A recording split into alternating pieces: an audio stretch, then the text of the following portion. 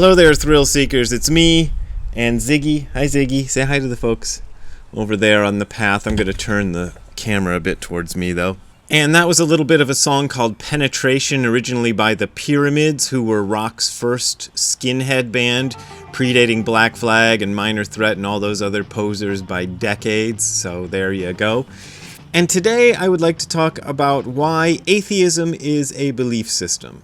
And I'm using the word atheism as kind of a stand-in for a bunch of related words like materialism and physicalism. There are probably others.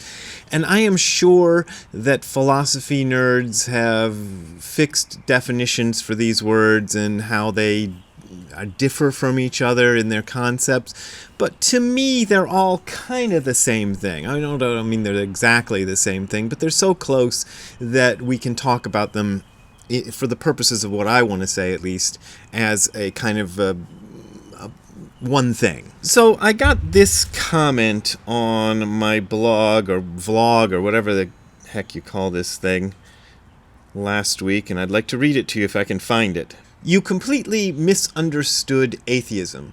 It is not a belief system. It is an attitude of skepticism. The philosophical basis of atheism is that I'm going to assume that what I can see is what I get in this world unless you can show me objective evidence to the contrary. I don't see tangible evidence that gods, demons, angels, ghosts, souls, or spirits exist, so I choose to believe that in fact they don't exist. Show me compelling evidence to the contrary and I'll change my attitude. Similarly, I don't see any reason to believe in any kind of afterlife, whether it's heaven, hell, or reincarnation. The obvious case is that when your brain function ceases, that's it, you're done. I'm not presenting you with a belief system here. I'm asking you why I should believe anything other than the evidence of what I can see with my own eyes. And that might be the rub, as Shakespeare said, what we can see with our own eyes.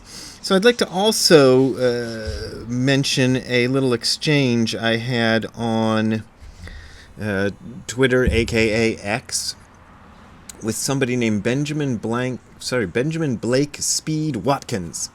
And Benjamin says, "Our material universe is vast, ancient, and mostly hostile to life. Facts that are quite surprising under theism, but expected under naturalism." I guess naturalism is another one of these words that you could lump in, at least as far as what I want to say here, with materialism, physicalism, atheism. Both hypotheses are equally probable intrinsically and mutually exclusive, hence all else being equal, theism is probably false. And he said, "We know that the vast majority of the universe is hostile, empty space." To which I answered, "Do we though?" "Yes," he says, "we've observed a sphere of roughly 46 billion light years in radius, and the vast majority of that sphere is empty space-time, regardless of whether we are at cosmic scales or ordinary scales or quantum scales." And I said, "I'm not so sure." He says, "If your doubt is proportioned to the evidence we do have, then it can't be very much." I said, "It is a lot of doubt, extreme doubt. I have serious doubt that data gathered by human sense organs are adequate." I'm not sure if that should be "are" or "is." I debated with myself on that for a while. Data gathered by human sense organs are adequate to determine much about the ultimate nature of reality. He answers me, "Then that doubt is not proportioned to the evidence." And I said, "Why not? What evidence suggests that human sense perception can determine the nature of reality?" And I never got an answer to that. I don't think there is an answer to that. That's my main problem. The problem with atheism, materialism, naturalism, whatever you want to call it, is it's all based on human sense perception and human cognitive ability, let's say. So if you accept that what we perceive with our senses is reality, is an exact representation of what is actually out there, let's put that in scare quotes, in reality, then you have a good basis for theism and materialism and naturalism and physicalism, whatever you want to call it. My problem is that I have tremendous doubt in human sense perception and human cognitive ability. My teacher, my Zen teacher, Nishijima Roshi, used to say that matter is just sensation in the sense organs.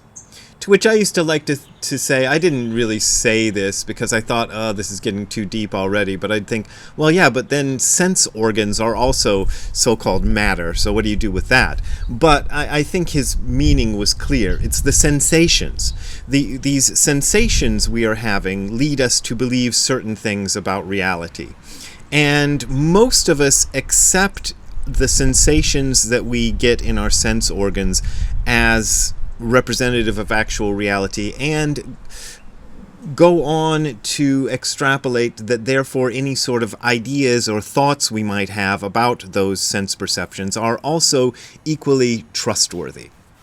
But I'm not so sure that's true.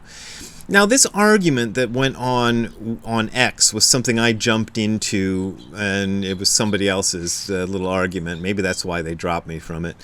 But it was about theism versus atheism, I guess, or naturalism versus atheism. Some of the other people were putting it as theism versus atheism.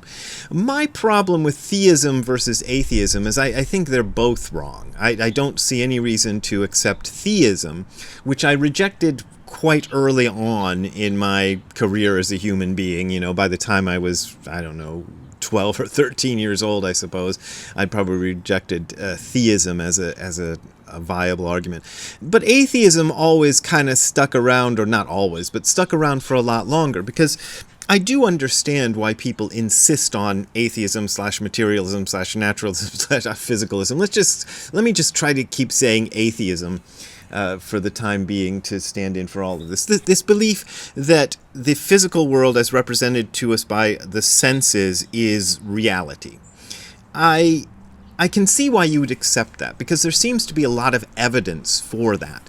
We can do tremendous things by measuring what we perceive with our senses and doing mathematical work around that and then creating something. And my favorite go-to example, there's a bluebird eating the oranges over there. There's no way I can show it to you, but trust me, there is. That's what I got distracted by. But anyway, so I think what I was going to say before I got distracted by the bird was that I understand why people accept that materialism or atheism or whatever as a better option, because there does seem to be a lot of evidence for it. The best evidence, the most convenient evidence, is this device that you're using to watch me right now.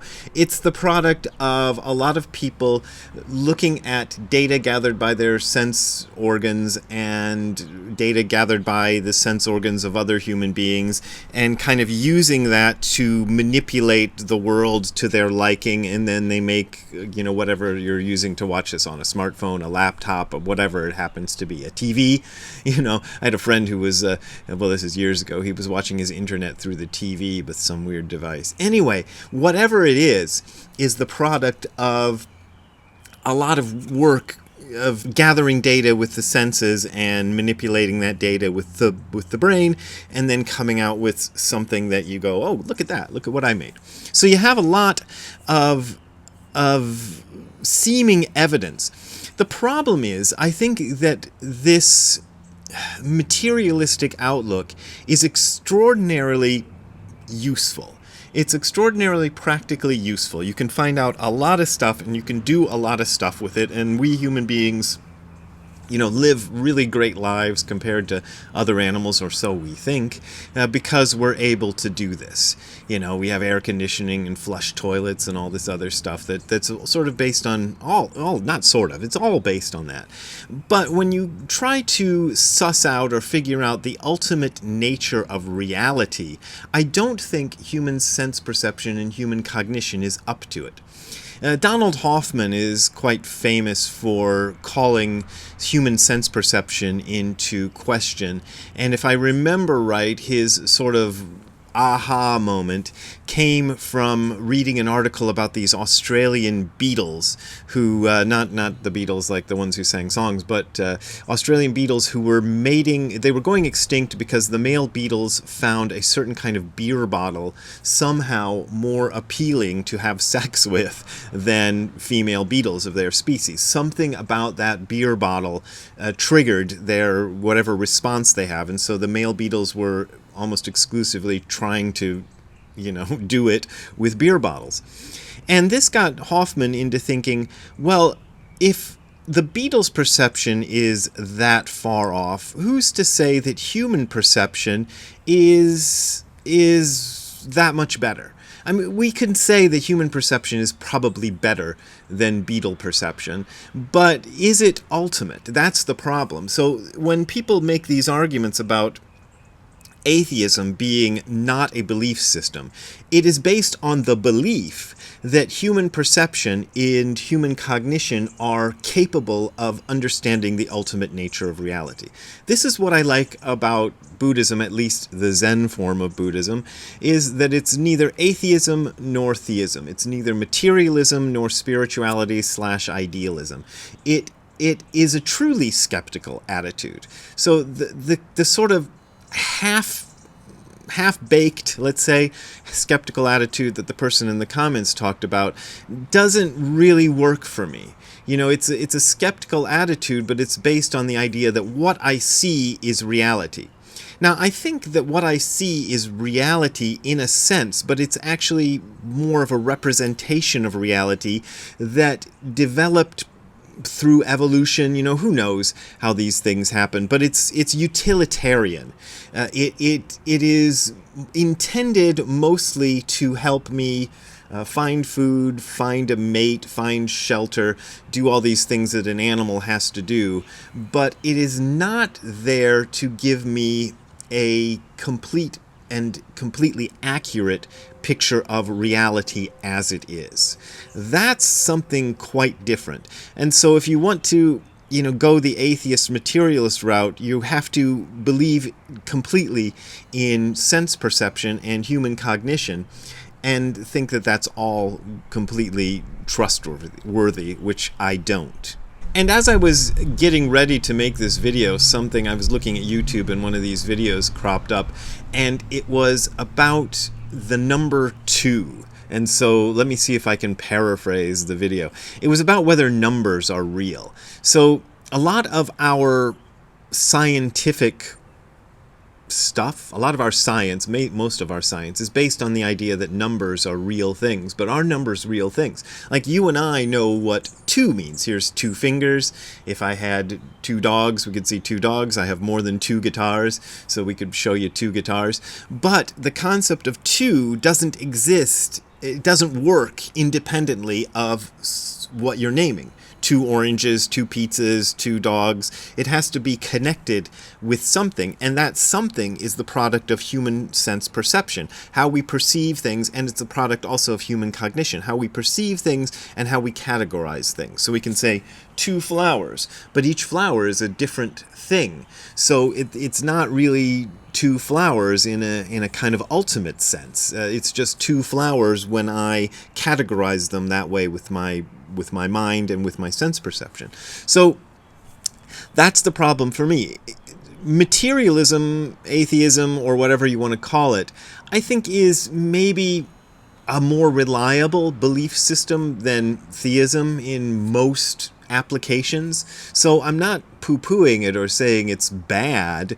I'm just saying when you try to use that to extrapolate the ultimate nature of reality, you are making huge assumptions and you are engaging in a belief system which is so deeply ingrained for most of us contemporary people that we have tremendous difficulty even seeing it as a belief system. So there you go. That's why I think atheism is a belief system. So I think I've made most of my points, and Ziggy's woofing at me.